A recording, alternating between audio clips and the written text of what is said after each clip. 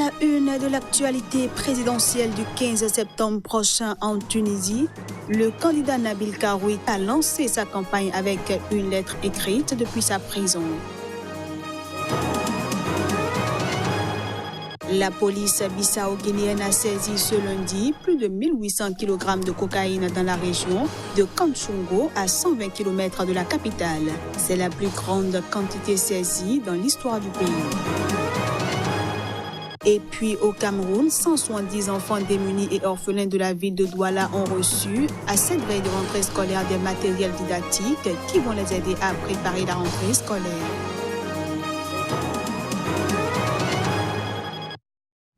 Voilà pour les titres. Bienvenue à tous.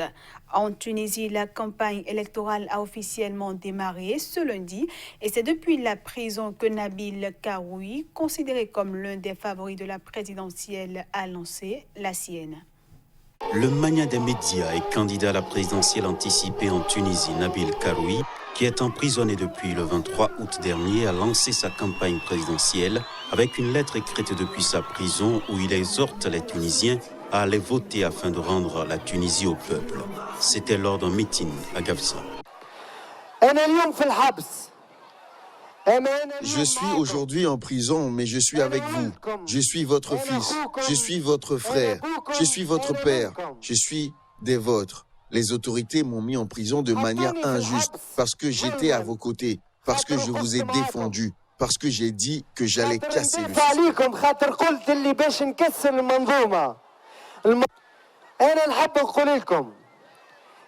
Je veux vous dire que mon moral est excellent comme d'habitude parce que je ne suis pas seul. J'ai ma famille Kal Tounès, ma grande famille. Surtout, je vous ai, vous le peuple, les Gafsiens et tous les Tunisiens.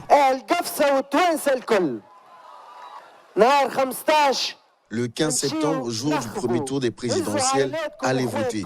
Amenez vos familles, vos frères et vos voisins. N'ayez pas peur.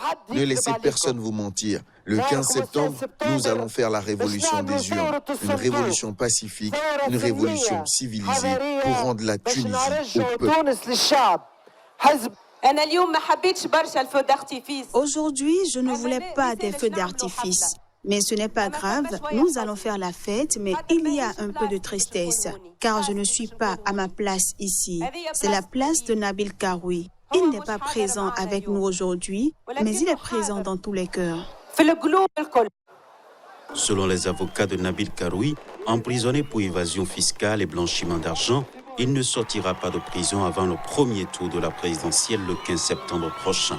Et pour cause, la justice maintient sa décision de le garder en prison.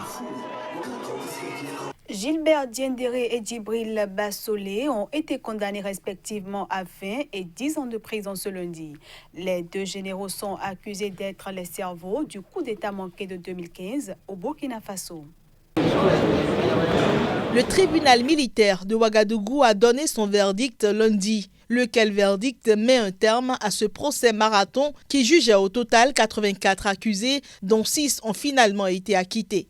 Les peines prononcées par le tribunal militaire sont inférieures aux réquisitions du parquet qui avait demandé la prison à vie pour Diendéré et Bassolé et 25 ans contre les membres du commando. Au finish, le général Diendéré, ancien bras droit de l'ex-président Blaise Compaoré, s'en sort avec une inculpation d'attentat à la sûreté de l'État et de meurtre et est condamné à 20 ans de prison ferme, selon le verdict lu par le tribunal.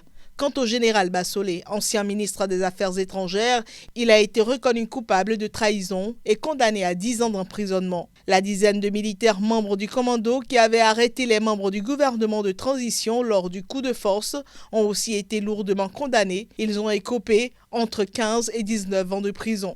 Le lieutenant-colonel qui avait lu à la télévision le communiqué des putschistes a été condamné à 10 ans de prison, dont 5 avec sursis. Notre objectif n'était pas la vengeance. Notre objectif, c'était donc ce jugement, savoir qui a fait quoi. Aujourd'hui, nous le savons de la bouche même du tribunal et nous pensons que les victimes peuvent désormais reposer en paix. L'article 167 dit que tout pouvoir légal doit tirer sa source de la Constitution. Le pouvoir qui ne tire pas sa source de la Constitution est illégal. L'article a dit ça clairement. Or, le pouvoir qui était en place le 16 septembre était assis sur une charte et non la Constitution.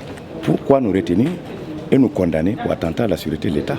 Et ils ont eu des convictions de coup d'État. Nous avons eu des convictions de nous opposer à un coup d'État. Nous ne les avons pas tués pour autant. Mais qu'on nous tue. Et qu'en retour, on vient dire finalement tout est beau, félicitations, vous avez 20 ans et 10 ans, j'avoue. L'issue du procès pourrait permettre, selon les observateurs, d'amorcer un début de réconciliation au Burkina, toujours divisé depuis la chute de Compaoré en vue de l'élection présidentielle de 2020, et de ressouder les liens au sein de l'armée fortement ébranlés par le putsch manqué et dont la hiérarchie a largement été mise en cause. Je le disais en titre, la police bissau-guinéenne a annoncé ce lundi avoir saisi plus de 1,8 tonnes de cocaïne en provenance de Colombie. La drogue dissimulée dans des sacs de farine avait été débarquée dans le port de Cayó. Plus de 1800 kg de cocaïne ont été saisis par la police judiciaire bissau-guinéenne ce lundi soir dans la région de Kanchungo, à 120 km de la capitale Bissau. C'est la plus grande quantité saisie dans l'histoire du pays. La saisie de cette importante quantité a été faite aujourd'hui suite à l'opération déclenchée il y a 2 semaines, opération Navara, qui visait le nord du pays, où il y avait le soupçon de débarquement d'une importante quantité de stupes. Donc les agents de l'unité de la lutte contre le stupes de la police judiciaire ont réussi à récupérer cette importante quantité. C'est la plus grande quantité saisie dans l'histoire du pays. On parle de 1800 et quelques kilos, disons plus qu'une tonne et demie qui a été saisie. Et aussi, on a pu démanteler partiellement un important réseau. En ce moment, on a pu arrêter déjà 3 Colombiens, un Malien et 4 Bissau-Guinéens. C'est trop, mais ce qui est très important, disons, c'est l'engagement du pays pour combattre ce phénomène. 8 suspects, 3 Colombiens, 4 Bissau-Guinéens et un Malien ont été arrêtés à la suite de cette saisie qui s'est opérée en 2 temps dans 2 localités proches de la côte nord du pays, à quelques 120 km de la capitale. Au Cameroun, 170 enfants démunis et orphelins de la ville de Douala ont reçu à cette veille de rentrée scolaire des matériels didactiques qui vont les aider à préparer sereinement la nouvelle rentrée scolaire 2019-2020. Narcisse Oum pour le compte rendu de la cérémonie de remise. Près de 170 élèves démunis ou orphelins de la commune de Douala 5e ont reçu ce dimanche 1er septembre de la part de l'ONG L'Audio un kit scolaire composé de cahiers, stylos, ardoises, gommes et livres. Du matériel didactique qui certainement va aider les bénéficiaires à préparer sereinement la nouvelle rentrée scolaire 2019-2020. Pour le partage des supports à l'université, nous avons besoin des rames de papier. Ceci pourra m'aider afin de pouvoir terminer mon année scolaire. Je suis contente d'avoir eu cette prime. Cette année scolaire, ça va m'aider pour l'école. Pour Martine L'Audio, mécène de cet événement. Je suis d'abord un enfant démuni. Mon papa était décédé pour la guerre. Nous sommes des enfants de martyrs. Donc j'imagine comment ma maman, la veuve, Makam Marie, a beaucoup souffert pour nous. Et je vois comment d'autres mamans sont en train de souffrir pour les enfants. J'ai initié ça. Ça fait déjà plus de 11 ans que je fais ça. Une initiative encouragée par le chef de quartier d'Oyak 2. C'est bien de voir ce genre de gestes parce que ça édifie, ça initie aussi certaines personnes. Ça prouve que jusqu'à aujourd'hui, nous avons des âmes de bonne volonté qui peuvent aussi penser aux enfants démunis, qui peuvent penser aux orphelins. Des gestes qui visent à exhorter les autorités à divers niveaux, ainsi que les hommes et femmes de bonne volonté, à offrir les mêmes chances de scolarisation aux enfants qui n'ont plus leurs géniteurs en vie, ou ceux dont les parents vivent en dessous du seuil de pauvreté. On passe cette fois-ci à la revue de presse Afrique.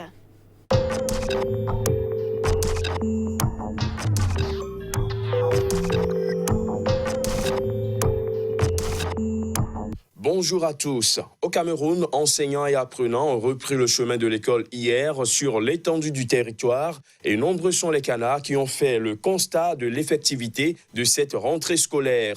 Cameroun Tribune rapporte ce mardi que les élèves du secondaire et du primaire ont repris le chemin de l'école dans les 10 régions du pays, y compris dans le nord-ouest et le sud-ouest, où la sécurité est assurée par les forces de l'ordre, donnant ainsi un bon signal pour l'année qui démarre. Le journal s'exclame en manchette « Rentrée scolaire, top départ ». L'hebdomadaire panafricain d'information paraissant au Cameroun, Tribune d'Afrique, qui a fait le même constat, affiche en titre « Opération Back to School, le gouvernement assure et l'armée rassure ». Le quotidien Le Jour, qui a de son côté fait un état des lieux dans le nord-ouest du pays, constate que la rentrée a été timide dans cette localité. Le journal estime que les campagnes dans les médias et sur le terrain autour de la dite reprise des classes n'ont pas porté de grands fruits hier. Dans les 2 régions anglophones, nord-ouest et sud-ouest, Mutation Quotidien fait savoir que entre Ville-Morte et Coup de Feu,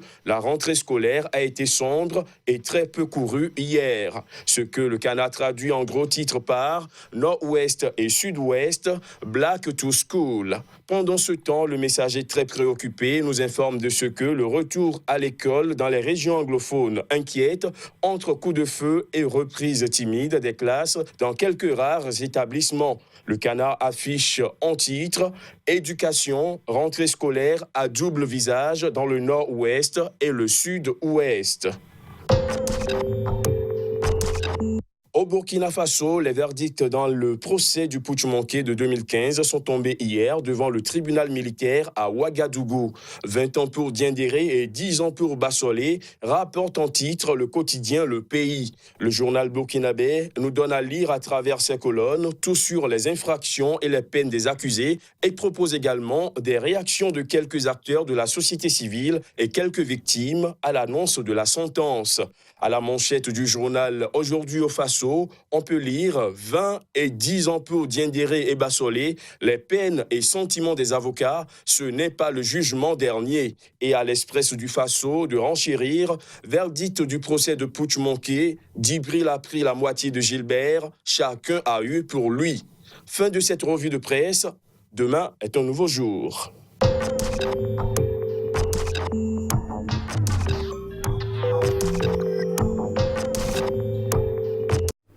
Voilà qui vient mettre un terme à cette édition que je vous remercie d'avoir suivi. À bientôt.